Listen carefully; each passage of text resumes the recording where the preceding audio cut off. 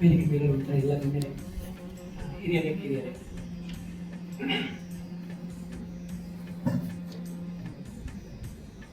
ಒಂದು ಶಿಕ್ಷಣ ಸಂಸ್ಥೆಯ ಪ್ರಮುಖ ಕಂಬ ಅದು ಹಳೆ ವಿದ್ಯಾರ್ಥಿ ಸಂಘ.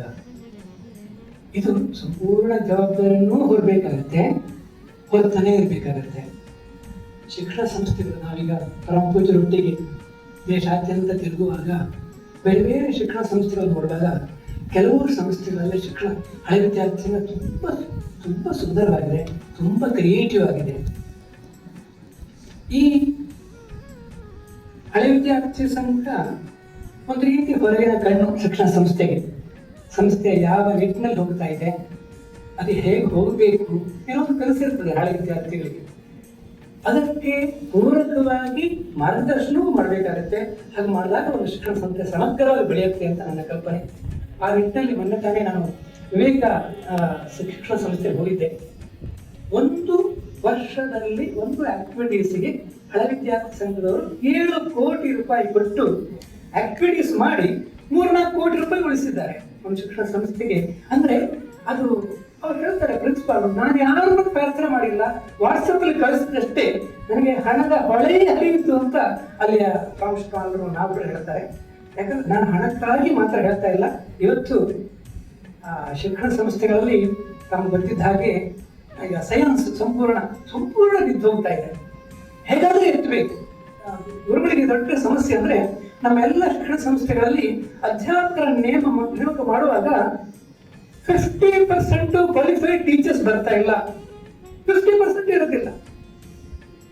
ಅವರಿಗೆ ಸಾಮಾಜಿಕ ಜ್ಞಾನ ಇರೋದಿಲ್ಲ, ಅವರಿಗೆ ಇಂಗ್ಲಿಷ್ ಇಲ್ವೇ ಇಲ್ಲ, ಕನ್ನಡದ ಟೀಚರ್ಸ್ ಕನ್ನಡ ಗೊತ್ತಿಲ್ಲ. ಈ ರೀತಿಯ ಒಂದು ಅವ್ಯವಸ್ಥೆಯ ಸ್ಥಿತಿಯಲ್ಲಿ ನಾವಿದ್ದೇವೆ ಅಂತ ಅನ್ಸುತ್ತೆ. ನಂತರ ಭಕ್ತಿ ಶ್ರದ್ಧೆ ಇಲ್ಲ ಶಿಕ್ಷಣ ಸಂಸ್ಥೆ ಮೇಲೆ. 40,000 ರೂಪಾಯಿ ಬೇಕು ಅಂತ ಗುರುಗಳ ಹತ್ರ ನೇರವಾಗಿ ಹೇಳ್ತಾರೆ. ಆ 40,000 ರೂಪಾಯಿ ನಾನೆಷ್ಟು ಅರ್ಹನಾಗಿದ್ದೇನೆ ಅಂತ ಕೇಳುವಂತ ಒಂದು ಶ್ರದ್ಧೆ. ಶಿಕ್ಷಣ ಸಂಸ್ಥೆ ಅಂದ್ರೆ ಒಂದು ದೇವಾಲಯ, ಇದು ಇಲ್ಲಿ ಅದನ್ನು ಪೂಜೆ ಮಾಡಿ ನಾನು ಬರ್ತಾ ಇರುವ ಅಂತ ಹೇಳುವ ಭಾವವು ಇವತ್ತಿನ ಯುವಜನತೆ ಇಲ್ಲವೇನೋ ಅಂತ ಅನಿಸೋಷ್ಟು ಇದೆ. ಈ ನಿಟ್ಟಿನಲ್ಲಿ ಆ ರೀತಿಯ ಟ್ರೈನಿಂಗ್ ಆಗಬೇಕು. ಡಾಕ್ಟರ್ ರಾಮ್ ಅವರು ಸೈನ್ಸ್ ನ ವಿಭಾಗವನ್ನು ತುಂಬಾ ಚೆನ್ನಾಗಿ ಮೇಂಟೈನ್ ಮಾಡ್ತಾ ಇದ್ದಾರೆ. ಪರಮ ಪೂಜ್ಯರು ಇತ್ತೀಚೆಗೆ ಪ್ರಶಸ್ತಿಯನ್ನ ಅವರ ಮನೆಗೆ ಹೋಗಿದ್ದು. ನಾವು 92 ವರ್ಷದ ಅವರ ಹುಟ್ಟುಹಬ್ಬದ ಹೊತ್ತಿಗೆ ಅವರಿಗೆ ಕೃಷ್ಣ ಮಂತ್ರಾಕ್ಷತೆಯನ್ನು ಕೊಡ್ಲಿಕ್ಕೆ ಹೋಗಿದ್ದು. ತುಂಬಾ ಸಂಭ್ರಮ ಪಟ್ಟರು. ನನ್ನ ಸಂಸ್ಥೆ ತಾವು ಗೊತ್ತಿರುವ JNC ಕಾರಣ Jawaharlal Nehru advance research centre ಇವತ್ತು ವರ್ಲ್ಡ್ ನಂಬರ್ 1 ರಿಸರ್ಚ್ ಅಲ್ಲಿ ಭಾರತದಲ್ಲಿ ನಂಬರ್ 1 ಅಂತಹ ಸಂಸ್ಥೆಯನ್ನು ಕಟ್ಟಿದ್ದಾರೆ. ನನ್ನ ಈ ಸಂಸ್ಥೆಗೆ ಗುಣಪ್ರಜ್ಞಾ ವಿದ್ಯಾರ್ಥಿಗಳ ಮುಕ್ತ ಅವಕಾಶ ಅಂತ ಓಪನ್ ಆಗಿ ಅವಕಾಶ ಕೊಟ್ಟಿದ್ದಾರೆ. ಹಾಗೆ ಪರಮ ಪೂಜ್ಯರು ಮೊನ್ನೆ PU ಇವತ್ತು ವಿಜ್ಞಾನ ಉಳಿಸುವುದು ಹೇಗೆ ಅಂತ ಹೇಳೋ ದೃಷ್ಟಿಯಿಂದ ನಮ್ಮ 5 ಪ್ರಿಯೂನಿವರ್ಸಿಟಿ ಕಾಲೇಜಿನ ಫಸ್ಟ್ PUC ಬಂದ ಮಕ್ಕಳನ್ನು ಆಯ್ಕೆ ಮಾಡಿ 60 ಮಕ್ಕಳಿಗೆ ಮುಂಬೈಯ IIT ಪ್ರೊಫೆಸರ್ಸ್ 8 ಜನ ಬಂದು ಬೆಂಗಳೂರಿನ ಟ್ರೈನಿಂಗ್ ಸೆಂಟರ್ 5 ದಿವಸ ನಮ್ಮ AVC 5 ಲಕ್ಷ ರೂಪಾಯಿ ಖರ್ಚು ಮಾಡಿದ್ದೇವೆ. ಆದ್ರೆ ಆ ಮಕ್ಕಳಿಗೆ ಆದ ಸಂಭ್ರಮ. SLC ಮುಗಿಸಿದ ಮಕ್ಕಳಿಗೆ IIT ಪ್ರೊಫೆಸರ್ಸ್ ನೇರವಾಗಿ ಸಂವಹನ, ಮ್ಯಾಥಮೆಟಿಕ್ಸ್ ಅಂದ್ರೆ ಏನು ಅಂತ ಹೇಳುವಂತದ್ದು ಮಾಡಿದ್ದೇವೆ.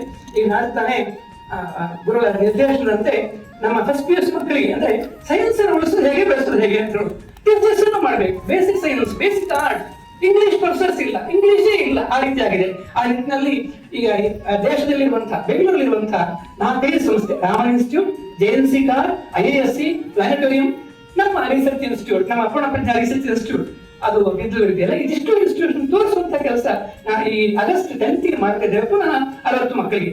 BSc ಮಕ್ಕಳಿಗೂ ಮಾಡಬೇಕು. ಗುರು ಹೇಳ್ತಾರೆ 9th ಮಕ್ಕಳಿಗೂ ಇದೇ ರೀತಿ ಆಕ್ಟಿವಿಟೀಸ್ ಮಾಡಿ, ಮಕ್ಕಳಿಗೆ ತೋರಿಸಿ ಹೊಸ ಅನ್ವೇಷಣೆ. ಇವತ್ತು ರಿಸರ್ಚ್ ಅಲ್ಲಿ ಏನಾಗ್ತದೆ ಮಕ್ಕಳಿಗೆ ಕೊಡ್ಬೇಕು, ತೋರಿಸ್ಬೇಕು ಅಂತ ಗುರುಗಳು. ನಾವು ನಮ್ಮ ಶಿಕ್ಷಣ ಸಂಸ್ಥೆಯನ್ನ ಬೇರೆ ಶಿಕ್ಷಣ ಸಂಸ್ಥೆ ಒಟ್ಟಿಗೆ ಪೈಪೋಟಿ ಮಾಡಿ ಕೊಡೋದಿಲ್ಲ. ಪೂರ್ಣಪ್ರಜ್ಞೆ ಆಗಿರ್ಬೇಕು ಅಂತ ಪರಮ ಪೂಜ್ಯ ಈಶ್ವರಿಯರ ಕಲ್ಪನೆ. ಆ ನಿಟ್ಟಿನಲ್ಲಿ ಪ್ರಯತ್ನ ಪಡ್ತಿದ್ದೇವೆ. ತಮ್ಮೆಲ್ಲರ ಸಹಕಾರವನ್ನು ಬಯಸ್ತೇವೆ.